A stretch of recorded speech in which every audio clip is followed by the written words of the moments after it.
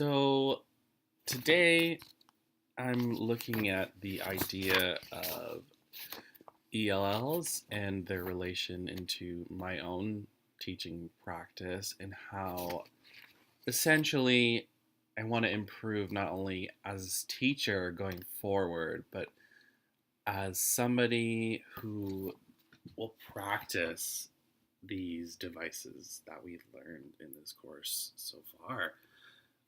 So I guess before I get into it, one of the main things that I want to address would be my teaching practice. And in order to kind of address what that looks like, part of this would be identifying my teaching philosophy.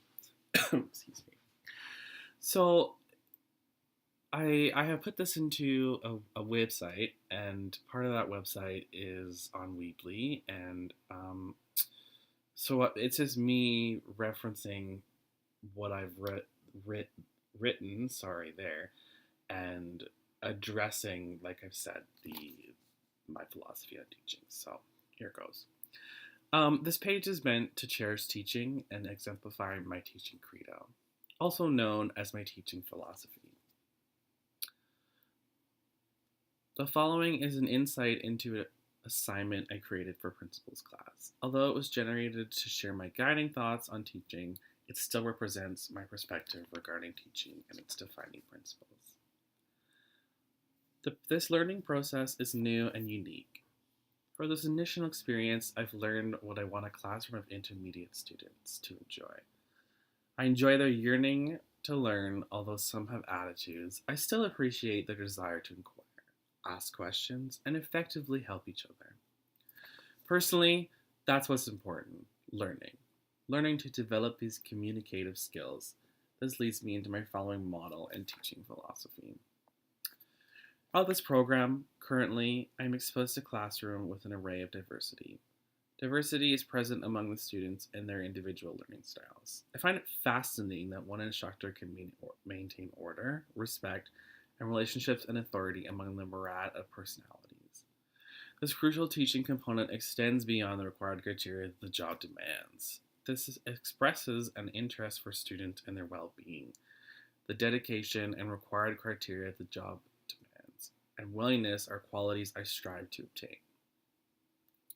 I believe a teacher needs the courage to accept the reality of diverse learning and push forward.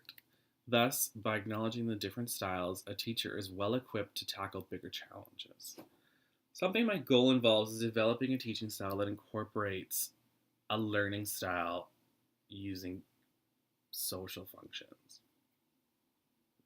This seems idealistic, yet I believe students learn effectively from peers, community, and parental instruction. Therefore, my teaching strategy is about engagement, especially with older kids. They need less direction and more autonomy. I've seen how little communities in my classroom can either benefit or hinder students' readiness to learn. If they were more involved, they would feel more inclined to learn, whereas those less engaged are not. This way, I encourage self-direction and peer engagement. Another main component of my teaching method is promoting a sense of safety, allowing kids to feel secure and welcomed in my classroom. Reevaluating my previous statement regarding my teaching philosophy has led me to reconsider my initial stance. I still feel a sense of community is valuable, one where students feel comfortable making mistakes, but more importantly, environment of education and discovery. I believe student failure is not something to be hindered, rather a learning curve to move forward from. So students should be encouraged to pursue their passions while maintaining a sense of direction. Students are represented through their learning. However, I don't think it's fair to designate the evaluation based off of a student's work. So essentially, this is my philosophy of teaching and how it relates to students coming from other countries who may not have that experience with learning language and their relationship to English. I think one of the big things that I've learned from this class and that I will take forward within my teaching is that every kid has their own unique way of interpreting things. And so when you have that kind of situation, it's intricate and delicate and it's a teacher's responsibility to make sure that those kids are